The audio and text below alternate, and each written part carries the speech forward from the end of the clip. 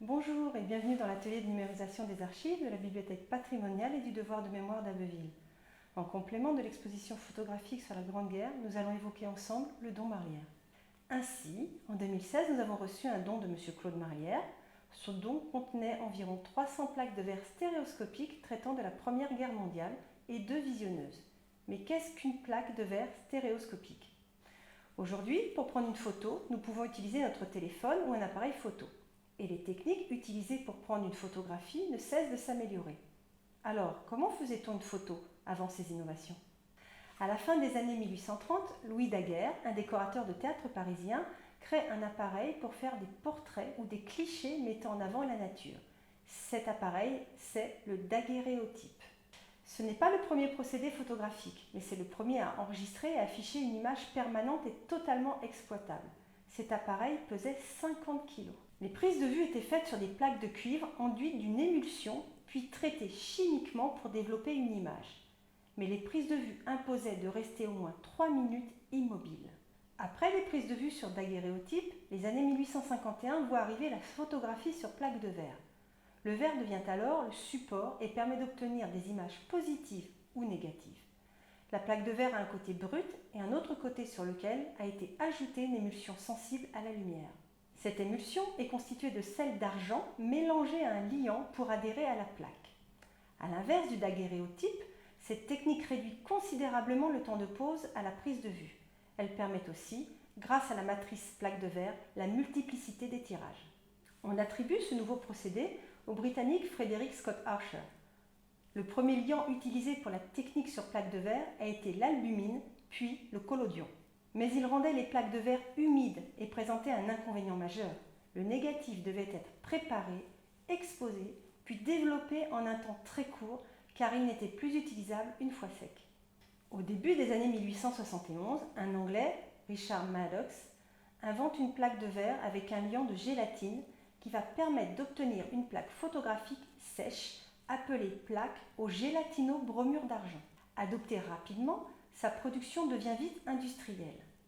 Au cours de la dizaine d'années suivantes, le procédé est amélioré par Charles Lee Bennett et George Eastman. Ensuite, les frères Auguste et Louis Lumière inventent l'étiquette bleue. Disponible dans les commerces des années 1890 jusque vers 1950, il s'agit d'une plaque de verre sèche dont le temps d'exposition n'est que de 1/60 de seconde.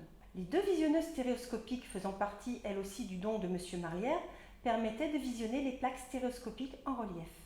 Ces visionneuses sont équipées de 2 objectifs, recevant une seule plaque rétroéclairée par la lumière du jour au travers d'un verre dépoli. La même scène sur la plaque de verre doit être doublée à l'aide de 2 objectifs espacés tout comme nos yeux de 6,5 cm afin de créer l'effet de relief. C'est pour cette raison que sur les plaques de verre stéréoscopiques se trouvent 2 scènes quasi identiques.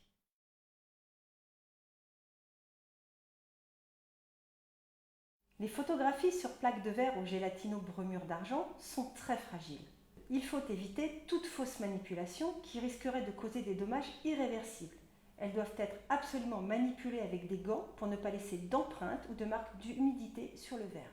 Si la plaque est très poussiéreuse, on peut enlever délicatement les poussières avec un pinceau très doux pour ne pas abîmer le support, surtout pour la face sensible qui est légèrement argentée. Les conditions climatiques jouent aussi un grand rôle pour leur conservation. L'humidité importante engendre différentes altérations comme la corrosion du verre ou le développement de micro-organismes. A l'inverse, un air trop sec peut également être une source de dégradation comme le décollement de l'émulsion. Le taux de l'humidité recommandé est alors de 35%, plus ou moins 3%.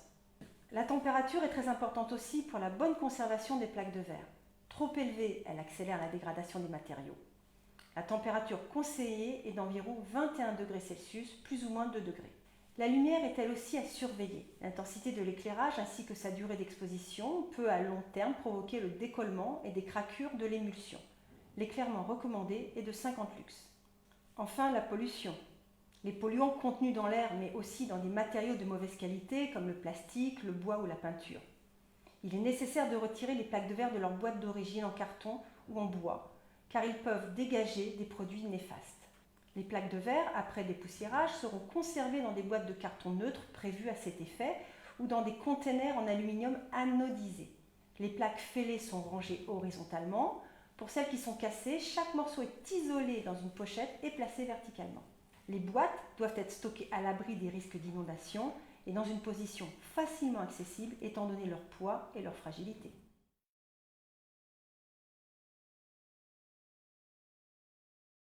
Après avoir recueilli le don de M. Marlière, nous avons inventorié son contenu dans un tableau informatique. Les informations collectées puis renseignées sur le tableau sont appelées des métadonnées. Il y a 15 critères précis à renseigner. Ces 15 critères précis forment le Dublin Core. Le Dublin Core est une norme internationale de rassemblement des données qui permet, entre autres, de coder de façon claire certains renseignements essentiels aux pages web, comme le titre, l'auteur, le type, la description, la date, la localisation, l'identification du document, etc. Savez-vous que l'identification d'un document en langage archivistique s'appelle la cote? Ainsi, a été attribuée à chacune des plaques de verre du don Marlière une cote de classement. Cela permet de les identifier individuellement à partir du moment où elles rentrent dans les fonds des archives municipales d'Abbeville. La numérisation d'un document patrimonial à des fins de conservation permet de garder la preuve de son existence, de son contenu et de son état tels qu'ils étaient le jour où il a été numérisé. Il n'y aura pas de retouches faites pour ôter les éléments ou améliorer des altérations présentes sur le document, comme l'accentuation des couleurs, le gommage de zones ou l'utilisation de filtres. À noter que nous pouvons quand même retoucher une vue numérisée d'un document patrimonial.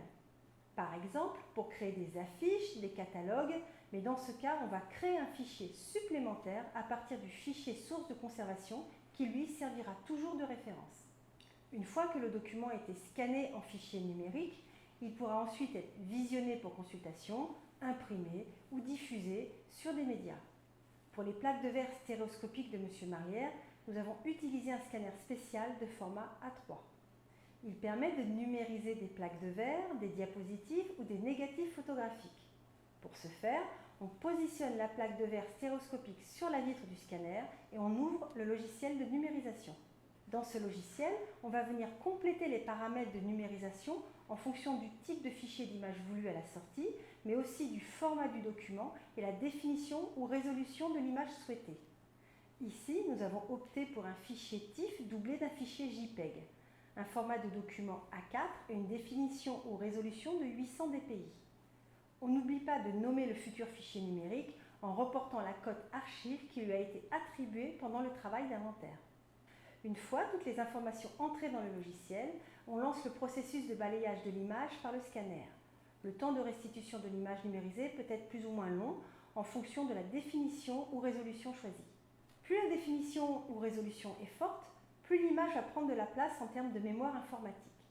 Mais l'image créée sera moins pixelisée, c'est-à-dire que l'on verra moins de petits carrés de couleurs et plus de détails si elle devait être ensuite agrandie dans des grands formats comme une affiche par exemple.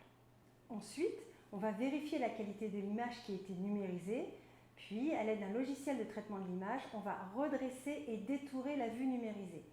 Il est important de savoir que dans le cadre de la conservation, nous devons toujours numériser le document dans son intégralité. Nous appliquons donc toujours une petite marge supplémentaire autour du document pour que ses bords soient visibles. La numérisation de la plaque de verre va ensuite être enregistrée dans un fichier informatique. Ce fichier pourra être aisément retrouvable grâce à sa cote. À la fin du chantier de numérisation, les plaques de verre stéréoscopiques ont été soigneusement remisées et stockées dans nos collections aux archives.